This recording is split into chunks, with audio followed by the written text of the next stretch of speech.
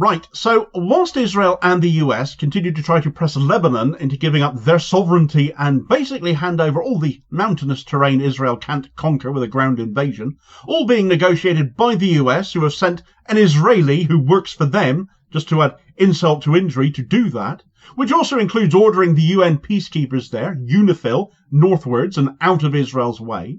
This is not now the only assault on the United Nations itself that the now clearly rogue state of Israel is engaged in, as yesterday the Knesset passed a vote which bans the UN agency UNRWA, the United Nations Relief and Works Agency, from operating anywhere in Israel and the Occupied Palestinian Territories, which Israel obviously control. Aid, as they deliver, must get through. This has been demanded of Israel, and instead Israel outlaw the only agency with the knowledge and relationships and infrastructure in the area to be able to deliver that aid.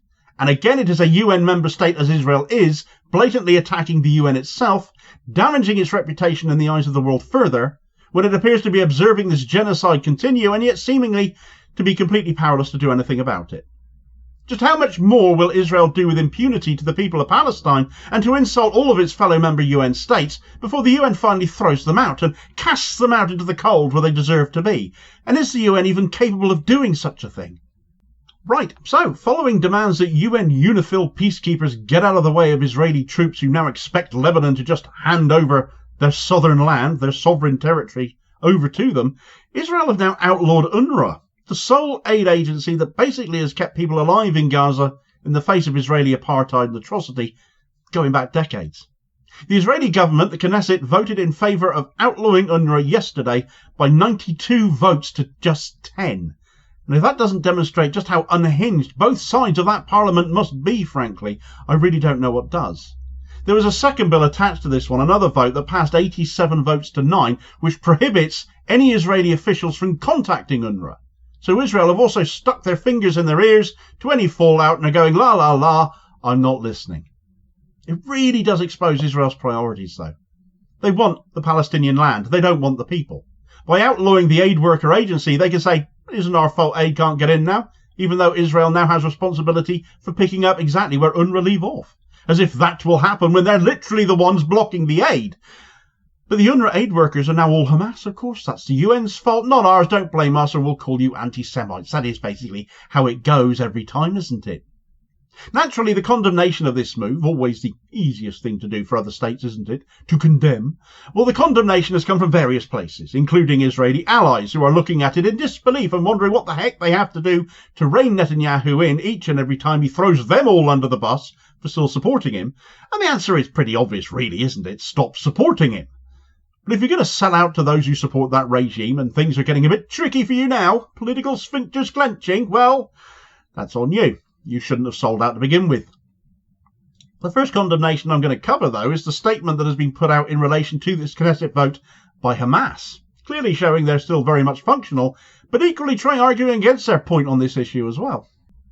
We strongly reject and condemn the vote of the Zionist enemies Knesset on a bill to ban the work of the United Nations Relief and Works Agency for Palestine Refugees, UNRWA, in the Occupied Palestinian Territories, and we consider it part of the Zionist war and aggression against our people to liquidate our national cause and the right of Palestinian refugees to return to their homes, from which they were forcibly displaced by the Zionist gangs. The international community and the United Nations are required to take firm positions against this rogue Zionist entity that defies the international will and UN bodies, and to provide support to UNRWA to ensure the continuation of its work in providing relief to our people, especially in light of the current Zionist genocide in the Gaza Strip. Well, that sounds horribly reasonable, doesn't it? The UN itself is in the frame more than anyone else here, though. UNRWA spokesperson Juliette Touma has said, "It's outrageous that a member state of the United Nations is working to dismantle a UN agency, which also happens to be the largest responder in the humanitarian operation in Gaza." UN Secretary General of the UN, Antonio Guterres, called the two bills ahead of that vote a catastrophe. And European Commission Vice President Josep Borrell called it a move that would have disastrous consequences. All true enough. But if we're going to talk consequences, there have got to be some for Israel over this, finally, surely. The UN have to prove they are not an utterly useless entity that will allow Israel to use them as a doormat after treading in something deeply unpleasant time after time. So can Israel be booted out of the UN? Certainly on paper it can be, but is it practical? Is it possible? Is it likely? Not so much. Certainly this move should lead to Israel's immediate suspension, and this vote that has just passed is a suspension matter, so this should be carried out without delay. By voting to block an instrument of the UN from carrying out its mandated work, such as UNRWA is, by stripping UNRWA of its diplomatic status, which it has held since 1967, and has been in operation as an entity itself since 1949, Israel is now in violation of the UN Charter it signed up to as a member state. Having passed this vote, Israel have basically criminalised humanitarian aid, and consequences surely for such a thing must be felt. But as we know of Israel's past track record at the UN, where it has in its time breached more than 70 UN resolutions, and repeatedly ignored and stymied calls for a ceasefire, insulted the UN to its face time after time as well, yet retains its UN seat because the US, in its position on the UN Security Council, has vetoed any censure against them time after time. Where expelling Israel from the UN is likely doomed to failure, this was tried with apartheid South Africa, and it got vetoed by the US, the UK and France, all permanent UN Security Council members still, and it would likely be these same countries, the US certainly at least, that would block full expulsion of Israel again if it were to be attempted. But the UN were able to deal with South Africa, were able to paint it as the pariah state it once was, ostracise it and isolate it, and this led to the change that was necessary to bring about the end of apartheid there. And this stemmed from the suspension of their UN membership, which crucially does not require the actions of the UN Security Council. The UN General Assembly can do this, essentially stripping Israel of its UN rights and privileges, much as it has just done to UNRWA. What we saw happen to South Africa at the hands of the UN General Assembly came to be known as the Bouteflika ruling. I bet I've said that wrong. The UN General Assembly President of the day, much as Antonio Guterres is preparing a General Assembly meeting that may, fingers crossed, see similar happen to Israel now, did something completely unprecedented at that point. As after that expulsion attempt for South Africa failed, the UN General Assembly voted, an unprecedented vote, as it was called, which stripped South Africa of its member state rights and privileges. Not its membership, just its rights and privileges. It could no longer sit at the UN General Assembly, it could not speak, it could not vote, and could not deal with other UN Assembly organs such as the Security Council. The UN General Assembly also established a centre against apartheid and initiated international boycotts of South Africa at such things as sporting events, other international arenas, economic or cultural meetings, or liaising with other world leaders at political gatherings.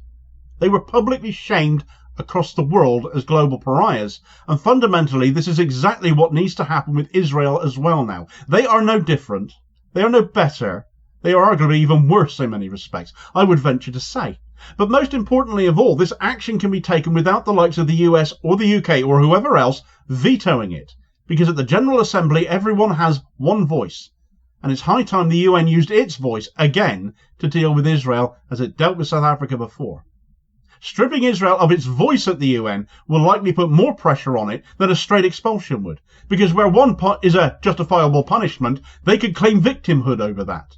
The other one, however, the suspension, that carries a tag of shame, and that goes on. And while still being a UN member, that shame will keep on following them around for as long as they don't change their ways. This, I feel, is the very least that the UN must now do again. The precedent has already been set. The proof that BDS, as it basically is, works at international level, and when the likes of the US and the UK, amongst other nations, have called Israel out for what it has done here with regards to UNRWA, they can hardly try and stop this should Antonio Guterres lead the UN down such a course of action. I've no doubt they will. The leaderships of both countries are completely shameless, frankly, but they'll get called out for it too, and exposed very publicly in this era of social media. Retaliation and consequences for Israel are something they don't like. The same goes for the US, as they've now faced backlash from Iran for their part in propping up the Israeli regime following their most recent strike. Where Israel got a war of words from the Iranians, the US got something equally as unpleasant.